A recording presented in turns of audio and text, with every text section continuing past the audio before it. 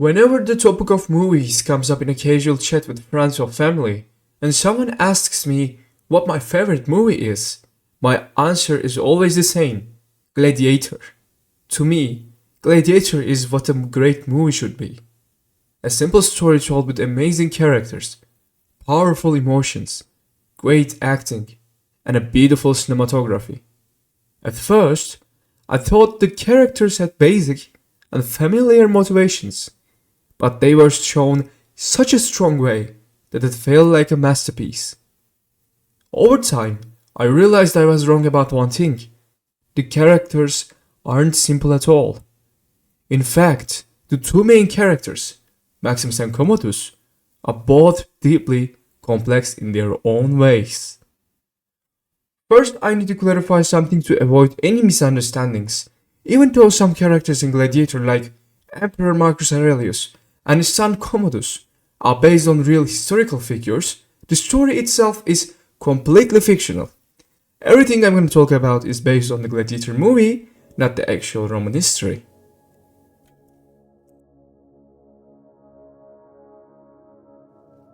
Our story begins with Maximus, a respected, strong, and honorable general in the Roman army. Maximus and his army are preparing for a battle. During this moment, Maximus sees a bird landing on a branch. He looks at the bird and smiles. Keep this bird in mind, we will come back later. Maximus fights bravely in the battle, and together with his army wins a glorious victory. Emperor Marcus Aurelius congratulates Maximus and offers him a reward of choice. Maximus, tired of years of war, simply asks to return home to his family. Marcus Aurelius respects this wish, but later asks Maximus to become the next emperor of Rome and to give power back to the Senate. Maximus, though loyal and willing to do anything for Marcus Aurelius, says he cannot accept the offer. At this point, we must introduce another key character, Commodus, Marcus Aurelius' only son and rightful heir. But in a conversation, Marcus Aurelius tells Commodus that he chooses Maximus as the next emperor. Their conversation turned into a painful confrontation between father and son. Commodus, who loves his father deeply, complains about never being accepted or loved back. The scene ends with Commodus killing his father.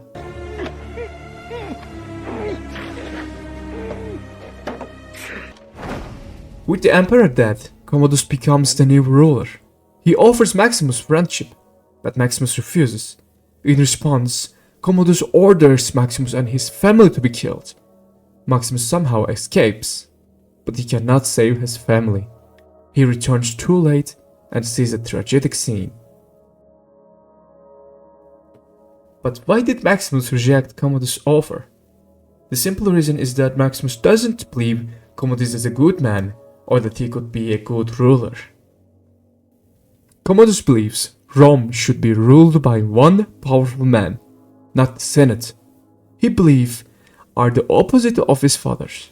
This explains why Marcus Aurelius chose Maximus as his successor instead of his own son. After the tragedy, Maximus loses everything: his power, his status, and his family. He becomes a slave, sold to a man named Proximo. Maximus is prepared to fight in the gladiator battles along with other slaves. Proximo is a cold man. He sees people as dust and shadows. He even bets on the lives of his own fighters. You could even call him a bit of a nihilist. Back to Commodus, he believes that make Rome strong, he must be strong. And he thinks the key to strength is winning people's support. Instead of long-term achievement, he chooses to entertain the people with gladiator games, Rome's favorite show. Even though the people are poor, hungry, and desperate, they're addicted to these games. And Commodus believes that giving them what they love will make them loyal to him. Commodus' attitude harms both Rome and its people, yet in the end, the public seems satisfied. So why did Commodus choose such a path? After all, most of the Senate supports him, and he has no rivals. He is not obsessed with wealth or addicted to power. Then why did he choose to become a long-term beneficial ruler instead of someone adored by the masses in the short run? The answer lies in his past. Commodus grew up starved for affection. His fathers ignored him, didn't care for him, and didn't even name him as his successor. As a result, Commodus became what we would now call an attention seeker. He tries to fill that emotional void, using his title as emperor. The Gladiator games serve this very purpose. He believes that the people will idolize the one who provides them entertainment, and it seems to be working. But people don't worship the one who invented football. They worship the one who plays it best. Remember it. Maximus and Proximo's other slaves are sent to fight in local arenas. Maximus easily wins those battles. After all, he's a trained general. Over time, he earns the respect of his fellow gladiators. Although Maximus is a powerful warrior, he is no showman.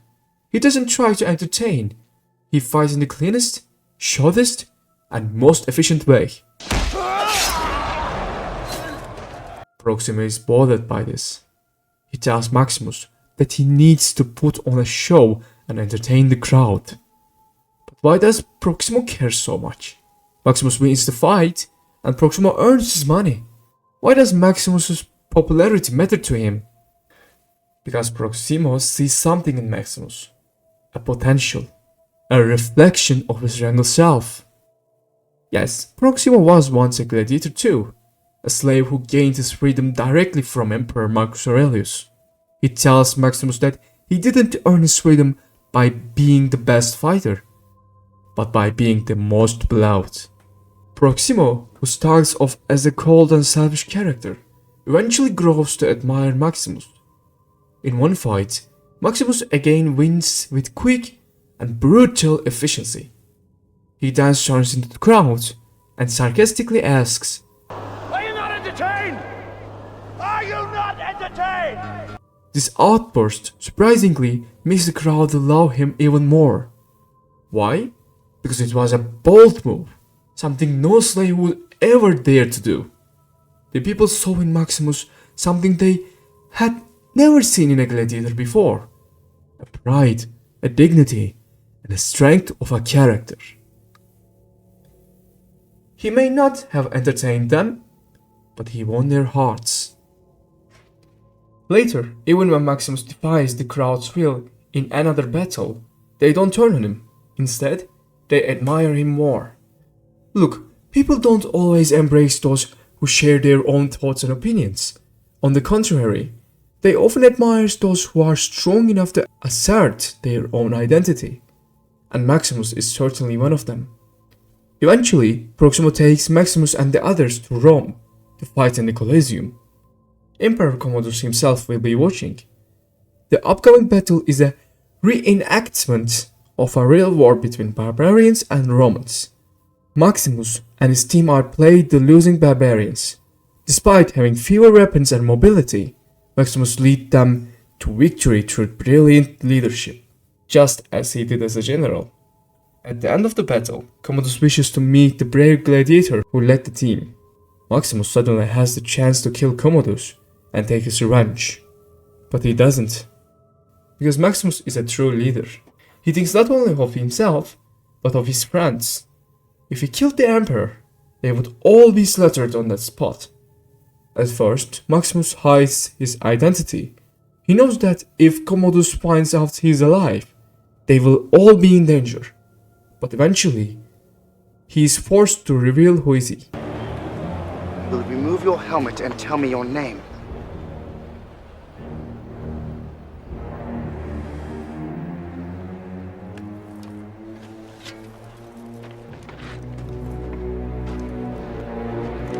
My name is Maximus Decimus Meridius, commander of the armies of the North, general of the Felix Legions, loyal servant to the true Emperor Marcus Aurelius, father to a murdered son, husband to a murdered wife, and I will have my vengeance. in this life or the next. Commodus does not want Maximus to die as a hero remembered by the people, and due to public pleasure, he spares Maximus and his companions. Soon, Maximus becomes known among the people as the savior of Rome. Some members of the Senate and even Commodus' own sister being to support him. The power struggle between Commodus and Maximus officially begins. At this point in the film, one theme becomes central: freedom. None of the characters in Gladiator are truly free. Each is trapped in some way. Maximus' friends are prisoners. Lucilla, Commodus' sister, is blackmailed with her son's life. Commodus is a prisoner of his own insecurities. Never having enough in his father's eyes, he is forever unsatisfied and emotionally broken. His sleeplessness, dark eyes, and restlessness are reflect this. Proximo may seem free, but he is a man who has lost hope. He accepts the meaninglessness of life. And Maximus, he is a prisoner of duty. Since the beginning, he has longed to return to his family. When Marcus Aurelius offers him a reward, Maximus only asks to go home, to be free. Earlier in the film, we saw a bird flying from a branch. In the middle of a war and chaos, Maximus found hope in that simple image. The bird symbolized the freedom he longed for. The final showdown between Commodus and Maximus happens in a Colosseum. At this point, the film also delves into the concept of death. Maximus, a man of faith, believes he will be returned with his family in the afterlife.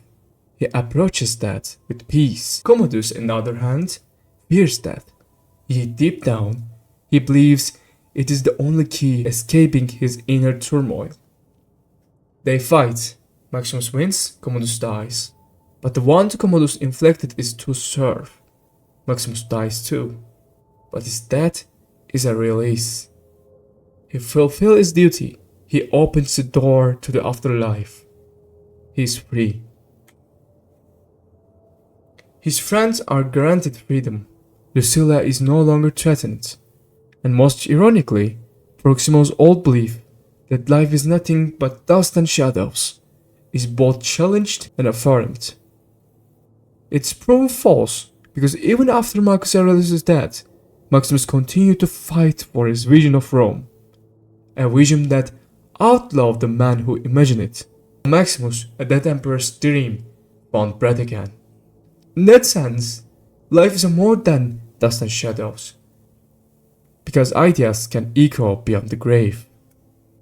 And yet, the same belief is also true. In the final scene, we see two fallen men lying in the Colosseum. One is remembered, surrounded by soldiers and senators. The other fades into silence. One becomes a legend, the other forgotten. Dust and shadow. So perhaps Proximo was right after all. Life is dust and shadows, but it is we who gave it meaning. What we do in life echoes in eternity.